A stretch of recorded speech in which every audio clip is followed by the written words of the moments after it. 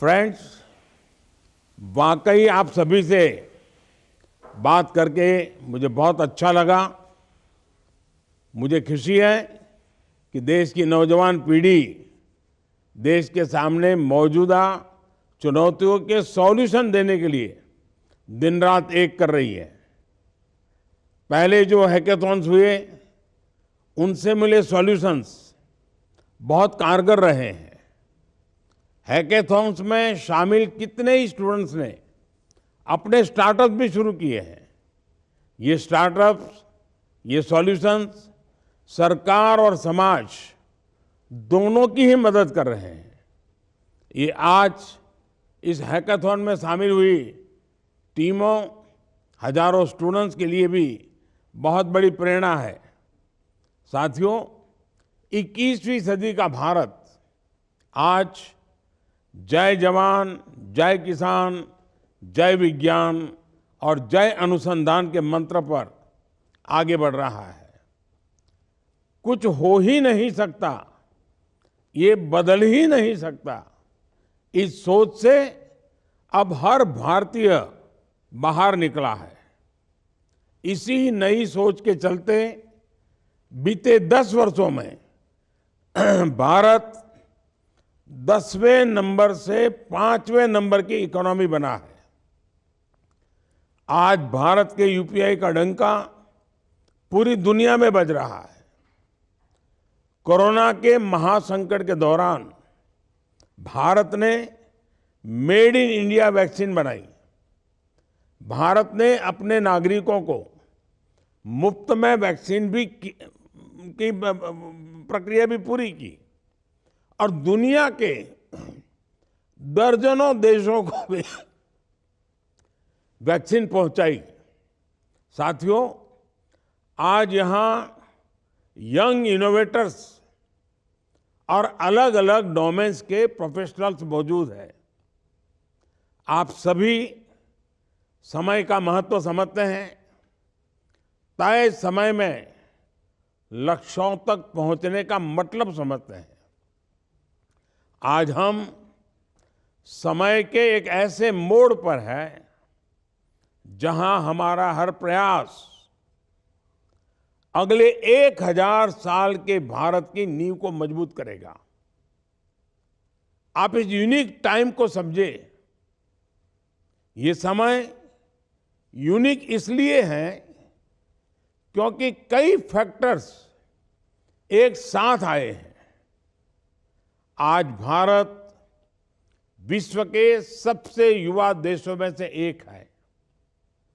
आज भारत में विश्व का सबसे बड़ा टैलेंट पूल है। आज भारत में एक स्थिर और मजबूत सरकार है। आज भारत की अर्थव्यवस्था रिकॉर्ड तेजी से आगे बढ़ रही है।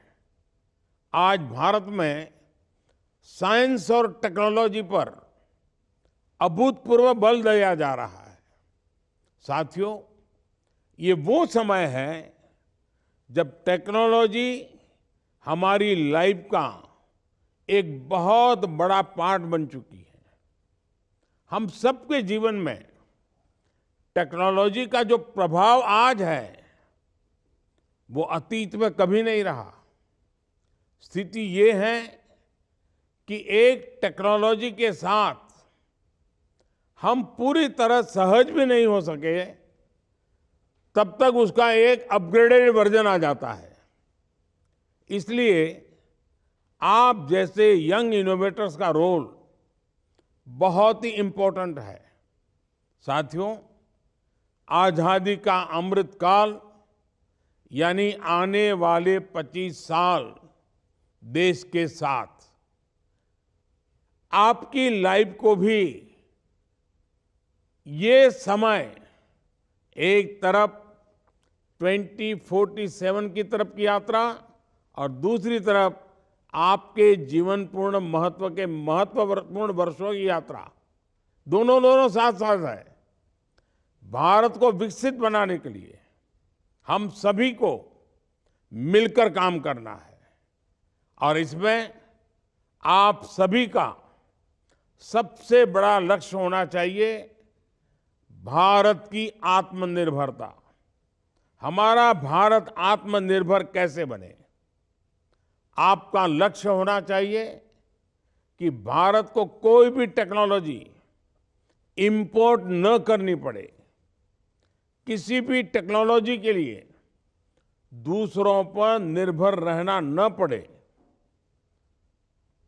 अब जैसे डिफेंस सेक्टर है, आज भारत डिफेंस टेक्नोलॉजी में आत्मनिर्भरता के लिए काम कर रहा है, लेकिन अभी भी डिफेंस टेक्नोलॉजी से जुड़ी कई ऐसी चीजें हैं जिनको हमें इंपोर्ट करना पड़ता है। इसी तरह अपनी मैन्युफैक्चरिंग कैपेसिटी को बढ़ाने के लिए हमें सेमीकंडक्टर और चिप टेक्नोलॉजी में भी आत्मनिर्भर बनना होगा। क्वांटम टेक्नोलॉजी और हाइड्रोजन एनर्जी जैसे सेक्टर्स को लेकर भी भारत की एस्पिरेशंस बहुत हाई है। सरकार ऐसे सभी सेक्टर्स पर विशेष फोकस कर रही है, 21वीं सदी का आधुनिक इकोसिस्टम बना रही है, लेकिन इसकी सफलता आप युवाओं की सफलता पर निर्भर करती है। साथियों, आज पूरी दुनिया की नजरें आप जैसे यंग माइंड्स पर टिकी है। दुनिया को विश्वास है कि भारत में उसे ग्लोबल चैलेंजेस का लो कॉस्ट, क्वालिटी, सस्टेनेबल और स्केलेबल सॉल्यूशन मिलेगा। हमारे चंद्रयान मिशन ने विश्व की उम्मीदों को कई गुना बढ़ा दिया है।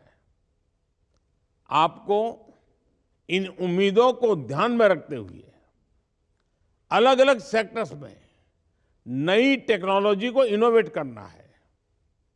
आपको देश की आधुनिक जरूरतों को ध्यान में रखते हुए अपनी दिशा तय करनी है।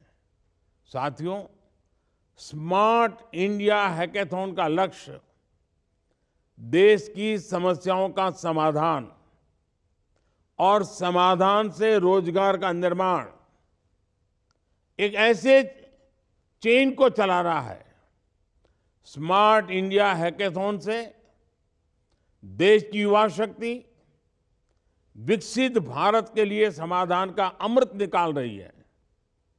मुझे आप सभी पर, देश की युवा शक्ति पर अटूट भरोसा है।